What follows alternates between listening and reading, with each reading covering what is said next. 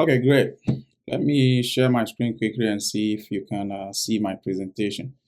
Do you see the PowerPoint? Let me know if you see it. Cost of studying abroad in the US and in Canada. And we can get started. Let me know if you see the screen. Yeah, we can see. Yeah, we can see. Okay, right. Thank you, everybody. In today's session, I am going to take you through the cost of studying abroad in the US and Canada. So last Saturday, I had a session on the general information you need to know about studying abroad, and it was specifically for the US and for Canada. In today's session, I just decided to take you through all the costs involved in studying abroad, and it is specifically to US and Canada as well. Once we are done with the US and Canada process, we'll be able to, go to other countries like UK, Hong Kong, and other Asia countries as well. But for this specific training session, every question should be relating to USA or United States and Canada. In my introduction today, as I said, the whole session for today is about cost of studying abroad, and it's specifically to US and to Canada. The main objective of the meeting is to provide a realistic breakdown of study costs in the US and in Canada. And we'll cover everything, including tuition, living expenses, application fees, which is actually the starting point of the whole cost, visa fees, and then some hidden costs that you may also incur alongside in the process, and discuss funding opportunities, and also give a hypothetical example of, let's say, somebody who is studying master's degree in the US or in Canada and what their cost might be, right? So that's what we are going to cover in the whole session. Right, so the first cost that you will incur, not basically the first, but when you get to the US, the major cost you are going to incur in your, studies in the US or in Canada will be your tuition cost. But when we get to the funding and scholarship opportunities, we will look at how you can avoid this tuition cost when you get to the US. So what is tuition cost? As simple as it is, like in Ghana or in Nigeria, in Africa, we'll call it school fees, right? And so most often when we are going for our undergraduate studies and we are talking about tuition cost, everything is included. Tuition, fees, SRC fees, or whatever fees you need to pay to your university is captured as your school fees. And that is what we know. But that is a bigger picture or a broader picture of what the university cost might be. In US, there's a very specific cost you are going to incur, and it's a compulsory cost. And in public or private universities, the cost might differ between these two categories because one is basically public or it is a bit government funded, let's put it that way. And then the private universities are not, let's say, government funded. So, but the cost of tuition is a compulsory cost. That is one thing you need to know. And so when you are applying to a university, you always need to look at the cost of tuition. So as you understand in Ghana, school fees, we are not talking about school fees now. The school fees is the broader thing. In our case, we are talking about a tuition fee, which is the cost you pay for registering a course. So if you are going to register for 3 courses in a semester, which adds up to, let's say, 9 credit hours, you will pay a tuition for each of these courses, basically to the university, and this is compulsory. So in US universities, for public universities, the cost may range between 11,000 to 45,000 per year, and it is in 2 semesters. Some programs may be 3 semesters. It could be 4, which starts in August to December, and spring, which starts in January to May, and summer, which starts in May, basically, to beginning of August. So if you are going to read a tri-semester program, which is a 1-year program, then you are going to pay a tuition cost for 3 different semesters: the fall semester, the spring, and the summer. So this is an important cost you need to take into consideration. For private universities, so for public universities, the common example, the most easiest example you'll come across will be state university. So you hear somebody saying Ohio State University, Ohio University, Georgia State University, Alabama State University, Oklahoma State University. these are public universities. And typical example, or the most easiest example you come across would be the state universities. Every state has two major universities, every state. So if you come to Ohio, we have Ohio University and Ohio State University. Two different things. Ohio University, Ohio State University. If you go to Georgia, they may have University of Georgia and Georgia State University. So the name could be a bit changing. One would say Ohio University. Another might say University of Georgia. The same thing. It's just like you saying University of Ohio. But then the universities' name are unique. So every state has two major universities. Apart from all other universities you come across, every state in the US, so 50 states. If every state is having two, we will have like 100 state universities. Ohio, Ohio State. Let's put it that way. Georgia, Georgia State. Now for Canada, and I'm looking at it alongside, it's Canada, US. When you go to Canada, public universities, you may have cost of tuition to range from 18,000 to 35,000. And I mean, private universities, you may also have the same range, which is 18 to 35,000. It could be higher than that. And the first one for Canada, as you see there, will be for public universities undergraduate, right? Now, when you are looking at the graduate programs in public universities or private universities, you may be also be looking at a range of 15,000 to 30,000 a year. So you need to take that into consideration. The major thing I want to emphasize on tuition cost or cost of tuition is that it is compulsory. You are actually going to pay this to the university when you get here. And the amounts you see there are rare amounts. $11,000 for a year, $45,000 or $40,000 to $70,000. It is rare. You are going to pay it to the university. But I mean, as we go through, we'll see how we can avoid all this cost. But you need to bear in mind that this is a compulsory cost that you may pay to the university. Living expenses, another important cost that you would incur or expenses that you would incur when you get to the US or to Canada. One will be your housing. Just as we have in Ghana, Nigeria, Kenya, or any of the African countries, we have something called hostel fees or hall fee, right? So hostel or hall, if you get opportunity to stay in hall, the cost might be a bit affordable. In Ghanaian universities, as I know, if you go to the public universities like University of Cape Coast, the hall is going to be a bit cheaper as compared to the private hostels. However, it is the other way around. If you come to the US or you go to Canada, the cost of living in the university housing is expensive than the cost of living outside. So just as we have private hostels in Ghana and university halls, the university halls are expensive in the US and in Canada than the private hostels that you will get around, I would say housing. But I'm just trying to make sure like I'll mention it the way you kind of understand it and you are familiar with. So the private housings are very cheaper as compared to the school housings. Bear that in mind. It's very important so that whenever you are making the decision of housing, you know what you will go for. Housing actually range from $600 to $1,200 a month in the US, and it is paid monthly. It is not like, hey, University of Cape Coast or University of Ghana or Lagos State University or any of the universities in Africa where maybe your private hostels are going to charge you for a year and you need to pay that fully before you get opportunity to go into the hostel. For this, you are going to pay it monthly.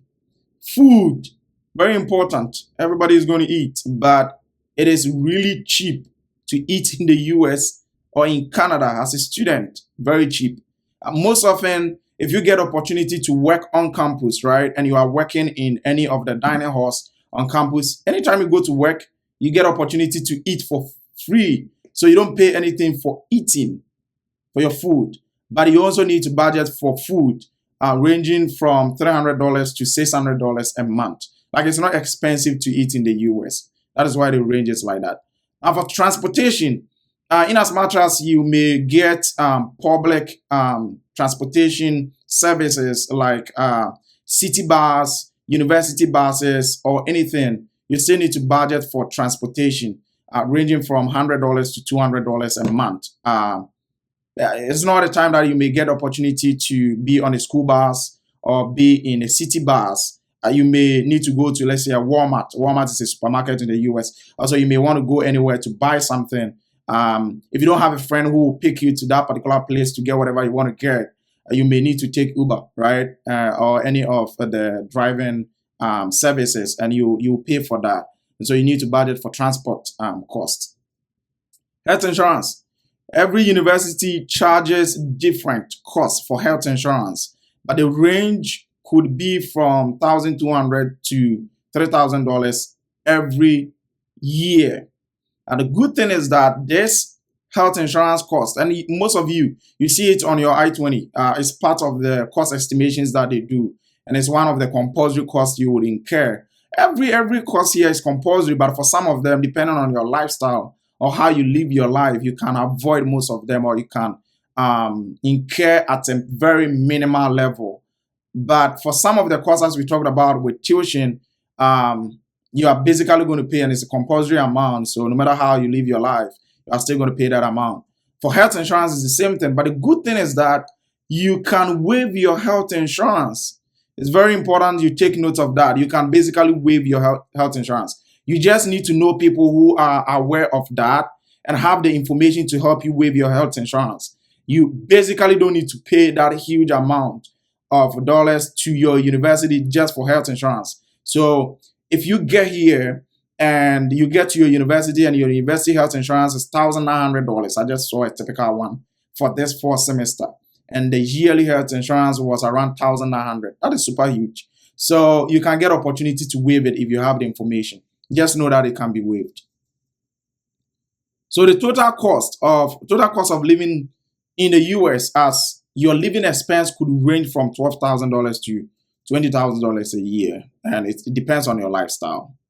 In Canada, housing is a bit cheaper, or let me say it's in Canadian dollars, but then it's still going to be the same as the US, just that it's a bit down comparing the exchange rates. So housing in Canada ranges from $700 to $1,200. This is just a range. It could be super expensive depending on the city. For instance, if you go to Vancouver or you go to Ottawa, it could be very different. If you go to Toronto, it might be very different. So this is just a range, $700 to $1,200 for housing. Food, I have explained it a bit. So $250 to $500 in Canadian dollars. It's very cheap to eat, in US or in Canada. So don't worry about food. Transportation, I talked about it. You get opportunity to be on a city bus, on a government bus, or on a university bus. But there are circumstances where you may not get those buses and you need to go somewhere. You need to budget for that as well. Same thing, health insurance is very cheap in Canada as compared to the US. So US health insurance in a typical university may range from $1,200 to $3,000. But in Canada, I have seen it myself. When I applied to the University of Ottawa for PhD in economics, the whole yearly health insurance was $700 and something, if I do remember well. So health insurance is very cheap in Canada, and that ranges from $600 to $900 every year. So total living expense in Canada could range from 10,000 Canadian dollars to 15,000 Canadian dollars. You need to bear this in mind. They are very important costs. Now, it looks like I started from the middle of it and I'm moving backwards, right? Because I talked about tuition. You only incur tuition if you get to the US and you are studying.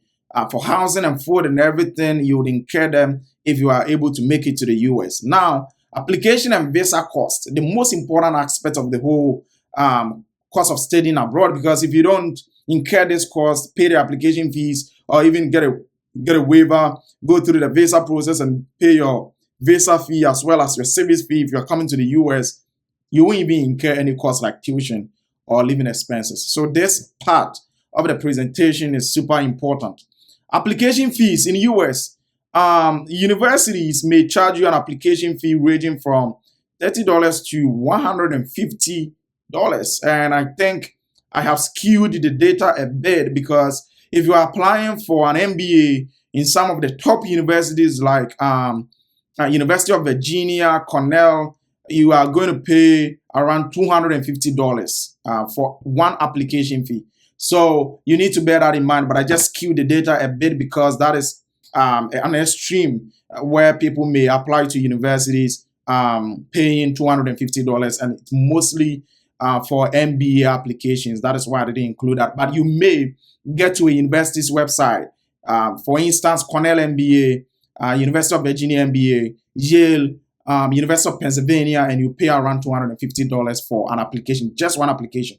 So application fee, as much as it is important, we always want to consider ways and means that we can waive these application fees, but the range could be from 30 to 150 per university per one application. Test costs and the costs you may incur around test costs. So for GRE, GMAT, TOEFL, IELTS, English proficiencies, and quantitative or aptitude tests or quantitative tests like GRE, GMAT, you may cost from $200 to $300 for each test. So for GRE, as I know, it is around $225. For GMAT, probably around $250. TOEFL, I haven't taken that before, but it could be around 180 something. And then for IELTS, the cost of taking one examination is around $300 because the cost of registering for the exam is $285. And then the center you may take your exam would also charge you some amount. And so most likely to be around the $300 amount that we are talking about. It is not compulsory to take any of this tests. If your university is not requiring you to take it, you don't incur that cost. So some of these costs are optional, they are avoidable, and you can also reduce them based on your lifestyle. Service fee, an important cost that we incur when we are going through the US visa process. Everybody who wants to come to the US and study will need to pay service fee. Currently, the amount, when you go to the service website to generate your coupon, the amount you are going to pay is around $350 US, right? But anybody who pays it for you in the US here will be charged, and then it's on the system, not even the person who is paying. On the Western Union system that we use for the payment, the Western Union system charges $10. So most often when you generate a coupon, you will see $350, and that is what you see here.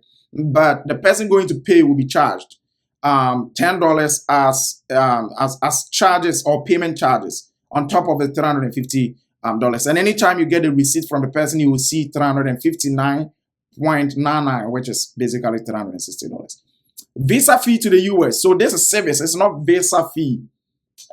You pay this service fee when you are getting closer to your appointment time or your interview appointment. So you don't rush to pay it immediately you get your admission.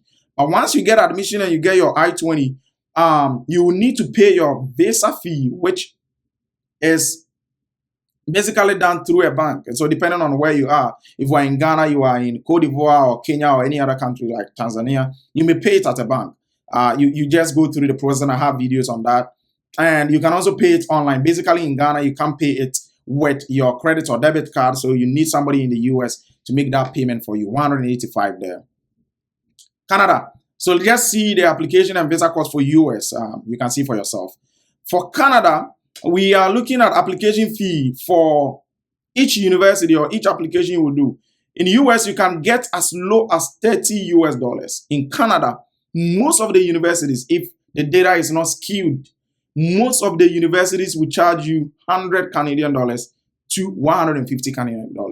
I don't think you get any university charging below $100. It could be skewed. Maybe you can get a university charging you $90 or $80. Most of those ones could be colleges. But for typical universities, Canadian universities are going to charge you $100 to $150. You need to bear that in mind. And that is for one application fee. So if you go to the University of Ottawa or Toronto, you are going to pay around $120, $125. IELTS and TOEFL, we have talked about that. It's around $300. And so the same thing for Canadian. For the process in terms of visa to Canada, so if we separate this application and visa cost, the application cost includes the application and the test cost. Let's put it that way. And the visa cost includes in US service and visa fee, right? When you come to Canada, application cost is still going to be the same. That is the application cost up here. And the test cost, which may be required as part of your application, those are the two up here. Now, the visa cost will be the study permit and the biometrics. So if you're applying to a Canadian consulate for a study permit, and I have said it a couple of times that when you get admission to a university in Canada, you mostly do not pay. Mostly, you do not pay for visa fee, or you don't apply even basically for visa. Your application is submitted for a study permit. Once the study permit is approved, the consulate will call you to submit your passport for your visa.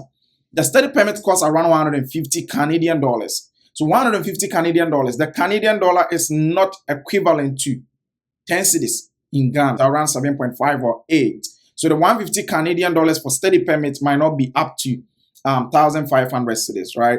And then if you haven't taken any biometrics at all, like photograph and fingerprints, if you haven't taken that ever with the Canadian consulate, you'll be required to go for biometrics. That is $85. If you have ever applied to a Canadian consulate for any type of visa before, and due to that you took biometrics, you are not required to take the biometrics again, which is $85. So if it is your first time applying to a Canadian consulate, then you are going to incur the 150 and the 85 biometric cost for your visa application. That is that on application and visa cost. Hidden costs. There are certain costs I may not be able to share here as part of the hidden costs, but there are a lot of maybe hidden costs that you may be aware of, right? Going here and there to the banks to print your bank statement. Let me put it that way. So going here and there to the banks to print your bank statement, you may incur some costs in doing that. But other costs you may incur that I would say additional, and I wouldn't term those as hidden, will be books and materials. So for some universities, for some courses in your program, you may need to buy books and some materials. It may cost you around $500 to $1,000. When you come here, the weather season, right, is in 3 different seasons. We have winter, it's the same as spring.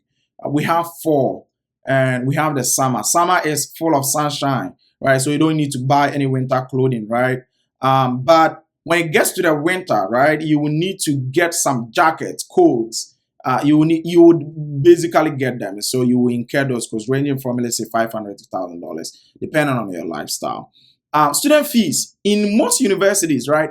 Apart from the tuition costs that I showed you up there, all the universities will require you to pay some graduate fees, technology fees, couple of fees that you may not be aware of. You didn't maybe see it at their website. You pay all these costs. We basically call them student fees. So if you are doing undergraduate, you may have some student fees you need to pay. If you are doing graduate program, you would have some fees like graduate fees, international student fees, other type of fees that you may incur in the process. So take that in consideration as well. Now, when you go for your visa interview and you get your visa, or when you submit your documentation to the Canadian consulate and your visa is approved, basically you will need to purchase a flight ticket to get to the US or to go to Canada. A flight ticket may cost from $700, is very skewed, but let's say it may cost from $700 to $1,500, and it can go as high as $2,500 or $2,200 depending on the timing of your traveling. And so that is an important thing you always need to take into consideration. These amounts are in US dollars or Canadian dollars, so you may want to take note of that. Great. So at this point, I've taken you through all the costs you may incur in your studying abroad process, right? Application fees and visa costs are the first cost you will incur. Submitting the application to the universities, applying to 3, 4, 5 universities in US or in Canada is not going to be easy. Getting those application fees, as I talked about, ranging from $30 to $150, right? It might not be easy to get those amounts to pay, but it's part of the cost you are going to incur in studying abroad. And so you need to take that into consideration. After you have submitted the application to the universities and you have gotten your admission, you are still going to process for a visa. So you are definitely going to incur visa costs. Currently to the US, it's $185 to the US Embassy, and you are going to pay that at a GT Bank or online using a debit card. And basically in Ghana, you can't do that. I have explained that. If you are doing to Canada, you would pay application fee ranging from 100 Canadian dollars to 150 Canadian dollars. I don't think any university in Canada is going to charge you below $100. Maybe it is skewed. You may get a university charging $90 or $80. It could be a college, but mostly budget for 100 to 150 Canadian dollars for application fee, right? And then we talked about tuition, and then we gave it a range for tuition as well as we began the whole submission. Now, the good thing is that you can get funding, which we also call scholarship. If you hear anybody saying funding, it's the same as scholarship. So there's an opportunity where you can get funding or scholarship to waive or avoid or to pay for all this cost that we are talking about, except application and visa. Or let me even say except visa, because for some universities, you may get the opportunity to have your application fee waived, but I think you will still pay some application fees because you may not want to apply to only universities with waiving the application fees. Everybody is going to apply to that university, and so you may want to get one or two universities that you can apply to without, waiving the application fee. But as I said, we have talked about the type of scholarships we have during our first section. We talked about graduate assistantship. That is, you going to work in US. You're going to work as a TA or an RA. So an RA is a research assistant, TA is a teaching assistant. So you may get opportunity to work for the department as a teaching or research assistant. And as you do that, the department is going in return pay your tuition fee for you and also provide you stipend for your living expenses. So when you get a graduate assistantship, it may cover your full tuition. You don't need to pay anything in terms of tuition to the university. And the university will also provide you some stipend or some pay to cater for your living expenses. So you'll be cool on that regarding living expenses.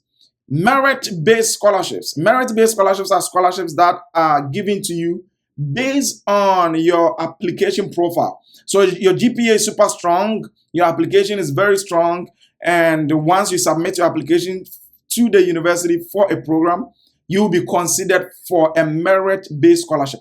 This is not a GA. So the difference between the GA, which is a graduate assistantship, and the merit-based scholarship is that you are not going to be given stipend in merit-based scholarship because you are not working for the department. You are not working for the university. So your university can cater for maybe 90% of your tuition or even 100% of your tuition at some point, or 50% of the tuition, but they are not going to provide you with stipend to cover your living expenses. That is merit-based. Under need-based, you are not basically considered based on your academic credentials, which is your GPA and your application profile, it's being strong. That is only considered under merit-based. Under need-based, a university may have need-based scholarship or need-based aid where they assess your family income, right? And depending on the range of your family income, they can actually provide you with assistantship or an aid or financial aid just to reduce your cost of tuition. And at the need-based aid or scholarship, you don't also get stipend because you are not working for the university. In Canada, we still have graduate assistantships there. We have bursaries there. It's just like donor-funded scholarships, bursaries. So graduate assistantships are there, as I have explained already. Most of the universities in Canada also provide merit-based scholarships, which they call it University Entrance Awards. A lot of the universities in Canada provide that. It is not basically to be applied for. Once you submitted your application to the university, you'll be considered for University Entrance Awards. And we have other external scholarships in Canada like Vanier. I talked about it in my previous section. And provincial government scholarships. There are a lot of external scholarships in Canada. Vanier scholarship is amounted at 50,000 Canadian dollars every year, mostly for PhD students. So this funding and scholarship opportunities can help you cover a lot of your tuition and your living expenses in most of the universities in US or in Canada. Let me take a typical master's student in the US, right? So your tuition cost may be around $30,000 US dollars. This is hypothetical, right? Your university may be charging maybe 15,000, maybe charging 22,000. On the average, I'm using 30,000 in tuition. Living expenses, depending on the city, right? If you are in Atlanta, you are in Columbus, you are in Athens, Ohio, which is a campus city, your living expenses may be maybe around 7,000 US dollars every year. But a hypothetical figure here is 15,000 on the average. Health insurance could be 2,000, right? And I said health insurance could be waived depending on you.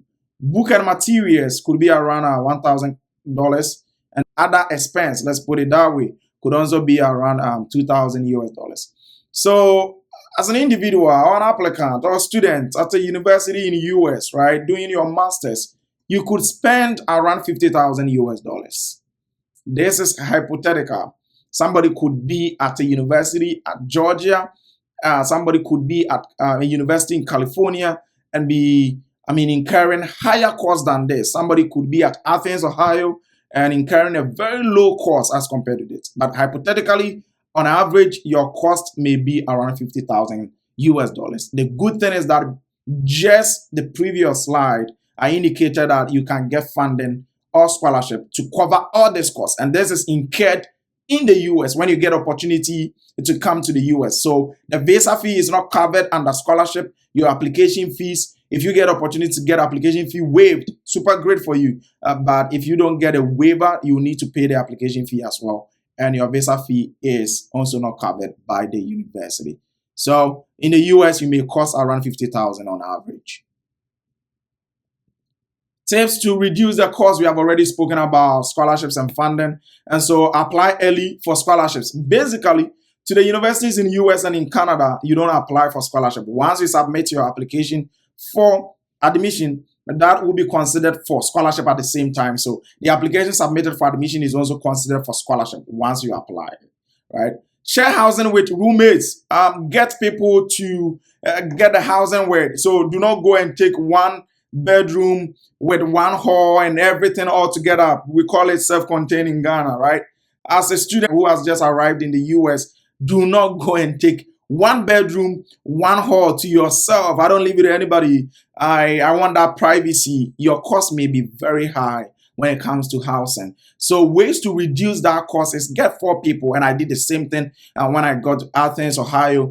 Even though our rooms were having their own toilet and bath inside, and you share the kitchen and the hall with people, it was high level of privacy, right? You have your bedroom, you have your toilet and bath inside, right? Everything is inside, just that you will share the hall and the kitchen with 3 other people, and that reduces the cost significantly for housing. You may want to consider that thing when you get here. Buy used or digital books. So most often your professor will tell you, hey, you need to get this book for this course. You can go to Amazon and buy used books. So people use their books and then they put it on Amazon for other people to buy. You can buy those used books and reduce your cost of study materials.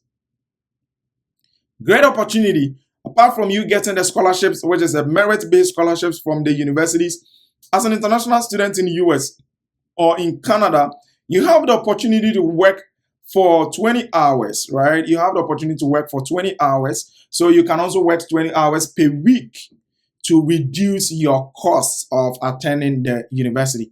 One great opportunity that people don't know about is student discount.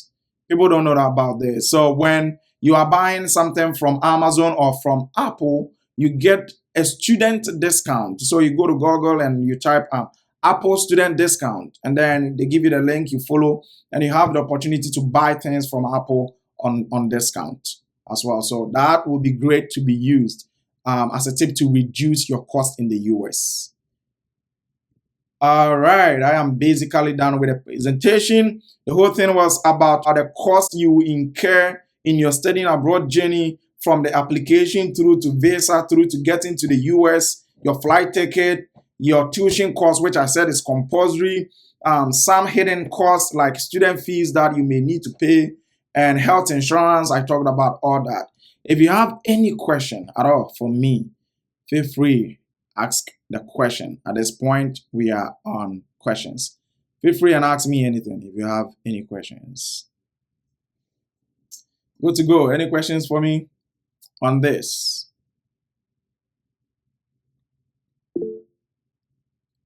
Go ahead, Nicholas.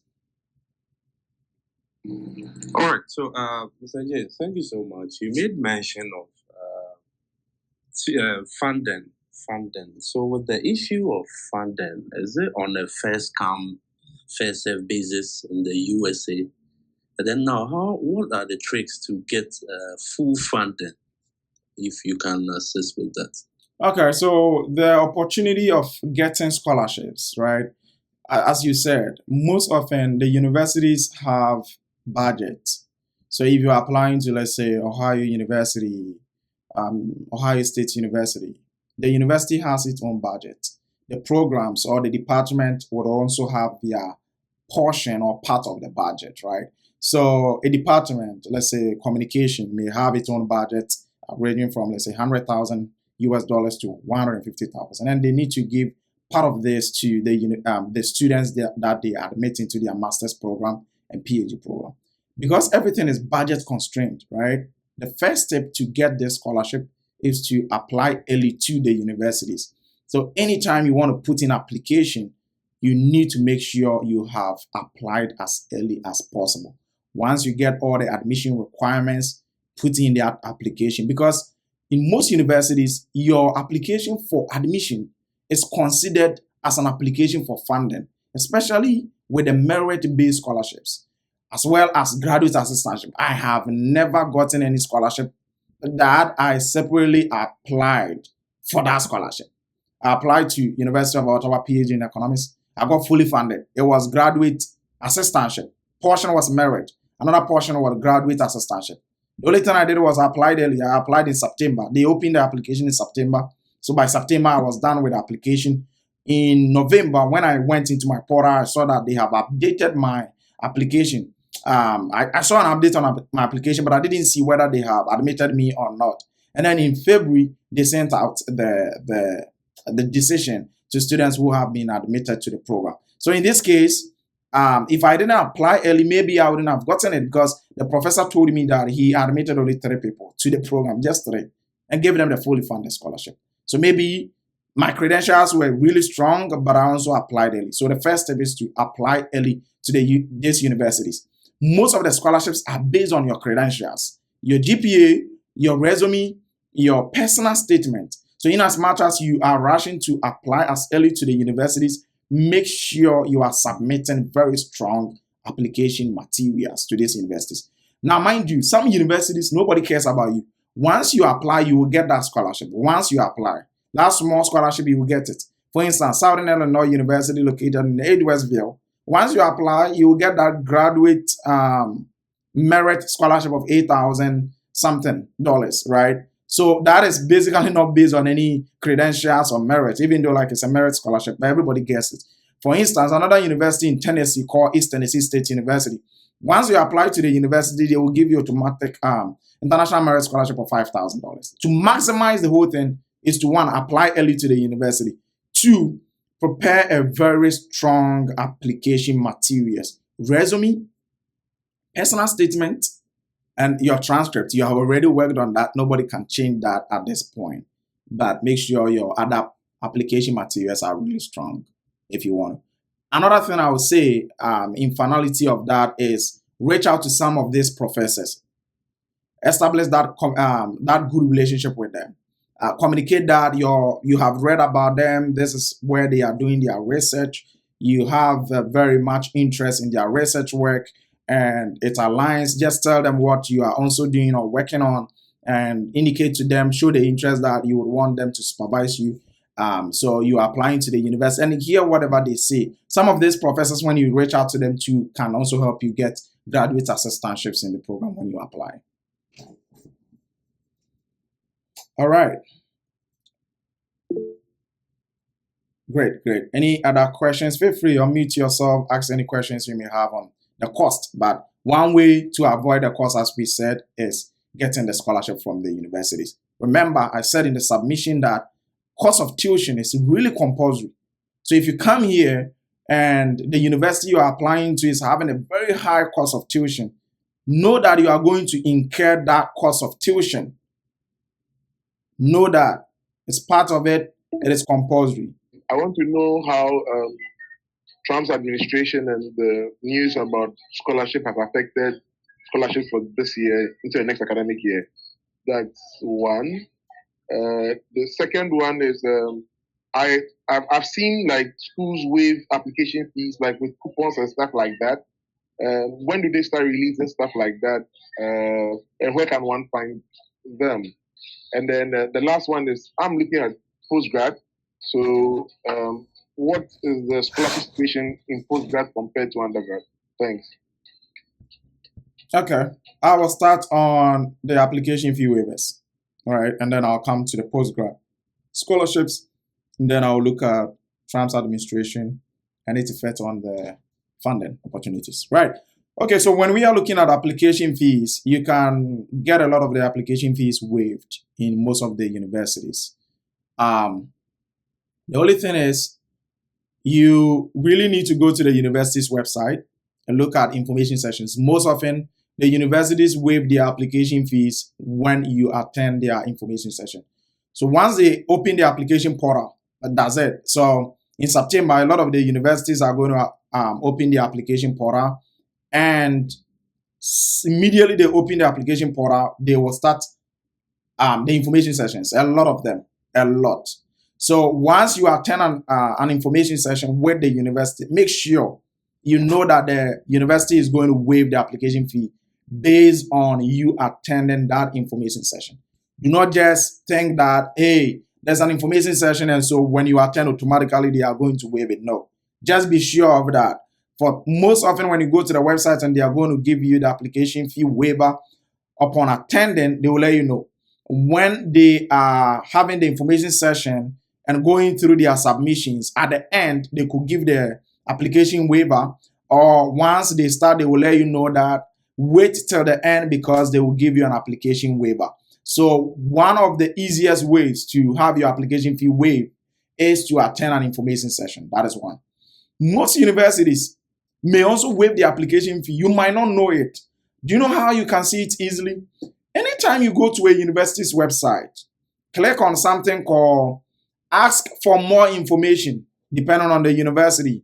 Request information, depending on the university. Need information. Click on that. Put in your information. It will be put in your information. It will be your first name, your last name, your address. You are good to go.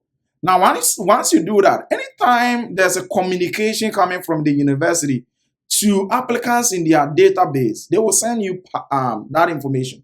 So most often I see application fee waivers through emails coming from the university, coming from program directors. Some program directors, since you just showed interest at their website, they can even email you directly and tell you that, hey, apply.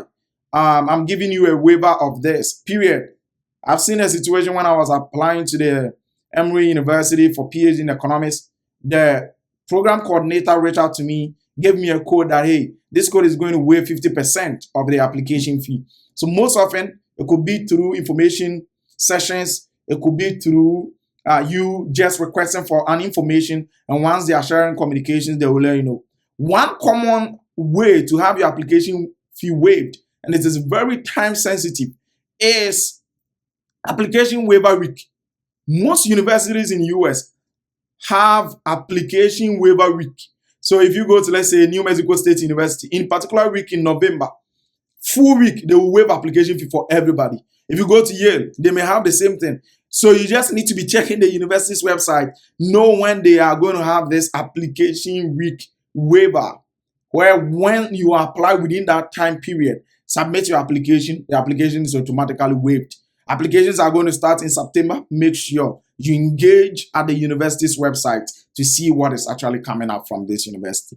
Very normal way to get an application fee waived easily for some universities.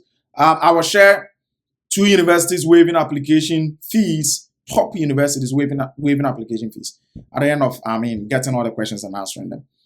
On postgraduate, that is what we call grad, right? Graduate. So most of my submissions and videos are basically even on the grad, like the postgraduate. In as much as I try to cover certain things for undergrad, I mostly cover things on masters and PhD. And so the opportunity is very great when it comes to grad, right? Master's, PhD. It is easy to get the funding once you are submit. Most of the universities, as I said, not all of them, but most of them, once you submit your application for admission, you are automatically considered for the scholarship, period, right? So you will get it for the postgraduate. You need to know, as I said, the university has a budget. The department you are applying to also has its own budget. Know that the university is having that scholarship you are looking for and apply to those universities. Trump's administration and how it's affecting scholarships. So the good thing is most universities are still having the scholarships they used to have, but a lot of them are also scrapped. A lot of them. Especially, let's take into consideration a professor who was doing research for government agencies, right? All those scholarships are gone because the government is not extending that kind of contract again with you, or the contract is taken completely from you. You don't have that funding. The funding is gone. You can't hire international students. But I know a university, Canisius University, currently now, in today is August 16th. Canisius is still begging international students who are already in the US to apply, inviting people for GA interviews, because a lot of the students who applied and got GA with them were international students. They couldn't come because of visa issues that started this year, and they are still calling for people to apply for assistance. So in as much as one may think that Trump's administration is affecting scholarship opportunities, a lot of universities are still having their scholarships. Few may have the scholarships taken away because those professors were maybe working on government agencies. And for some too, the government actually give them subsidies, provide them with funding. So if those funding are reduced, basically the university may not have that funding. So there's going to be an effect there, but it's not super crazy as we may think. All right. Thank you so much for the answers. I think you've been spot on. So I wanted to ask also in relation to graduate assistantship programs. I think that's where the whole Trump question came from, because I had quite a number of them had been scrapped because the professors were getting funding. And I know a friend who got a very generous offer last year. So I was thinking of taking the same route, but I'm wondering if what would be the best approach to find out if these professors still have like these scholarships. I will do the research on the program, on the university, and see if the university and the program is still having funding. Because no matter what happens, the universities and the programs will still have their funding. Every year they have the budget, so they will have it. Some, if it is specific to the professor doing a project for, let's say, a government agency or some sort of funding coming from external institutions, in that case, it could affect that professor. But the universities will still be having their assistantships. Just that the number will be reduced. So if a department is going to give, let's say, 15, they may give only 5. They may give only 10. You just need to apply as early as you can. Thank you very much. Sounds good. Yeah, so, I mean, as I was saying in the submissions, the cost of getting your visa to Canada is very low because you pay only study permit application fee, which is 150 Canadian dollars. And if you haven't taken any biometrics with the Canadian consulate, you pay 85. With the US, the visa fee is going to be 185 US dollars, and you must pay a service fee of 350 US dollars. So, I mean, look at all those costs involved, and always I encourage people to apply to universities in US and in Canada as well. Do not restrict yourself to only one country. One good thing is that you don't attend any visa interview with the Canadian consulate, but for the US, you attend visa interview, and your visa can be denied as well when you go for the interview. The same way, even though you don't attend interview for a Canadian study permit, the study permit can be denied as well. So take note of all that. Any last minute questions before we jump off? Yeah, so regarding graduate school applications with low GPA, I think that is a good question there. Most often, if you are going to apply to a university with a low GPA, it will be good. It will be very good for you to evaluate your transcript with WES, WES, or any of the transcript evaluation agencies, and do that evaluation. It may increase your GPA from lower to upper, from upper to even first class if you were close. So most often, some people do this evaluation to increase their GPA and apply to the universities, and they are able to get the funding they need. For some, too, even if you evaluate your transcript, your GPA is not going to increase as much as you want, and your GPA situation may still be in the same range, like upper or lower. But the good thing is that there are a lot of universities that will accept you for that upper GPA, like 2.7, 2.6. Some universities are there. I have assisted almost 3 people to get admission to universities with a GPA of 2.7, 2.6. So if you have a GPA as low as 2.7, 2.6, do well and research universities that will accept you for that low GPA, and also make sure that you apply as early as possible to the universities. Any other last minute question?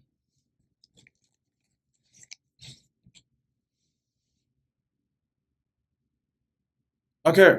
Thank you so much, everybody, for joining me. This is basically a training session on costs involved in studying abroad, basically for US and for Canada. So you have seen that, you know, the application cost now range for each of the universities you may apply to, but you have the opportunity to have an application fee waiver to waive that application fee. The visa cost is actually compulsory. Everybody is going to pay it. Visa cost in the US is going to involve the visa fee, which is $185 US, and service fee of $360 to the US universities. And once you get your visa, flight and everything comes in. For Canada, application fee range from $100 Canadian to $150 Canadian. Once you get the admission, the only thing you do is to apply for a study permit, which is $150 Canadian. If you haven't taken any biometrics with the Canadian consulate, you will go and take a biometrics around $85 Canadian. Thank you so much for joining. I will share this session on my YouTube channel, and you can go there and watch again if you didn't join early. Thank you so much for joining. We'll meet again next weekend. Can I ask one last question? Yes, sir. The call may You end mentioned at any a point. school. You mentioned a school that, due to visa issues, they are still accepting admissions for this academic year. Can you name the school again? Canisius University. It is in Buffalo, New York. Unless you are in the US because of the visa issues, but yeah, they are giving a lot of funding for people in the US because they know they are not going to struggle with any visa issues. Canisius. Yeah. Canisius University. It is in Buffalo, New York. I said I was going to give you a university waiving application, and it's program specific. Let's go to the number 1 university in Canada, known as University of Toronto. If you are looking for MBA at University of Toronto, the number 1 university in Canada, they are waiving the application fee, almost around $250 or $150. They are waiving it starting next month, September. University of Toronto. If you go to Case Western University in Cleveland, Ohio, in the US, they are waiving their application fee for their MBA as well. You can also look out for that if you are looking for top MBA to do. See you again next weekend. Thank you so much for joining. Thank you.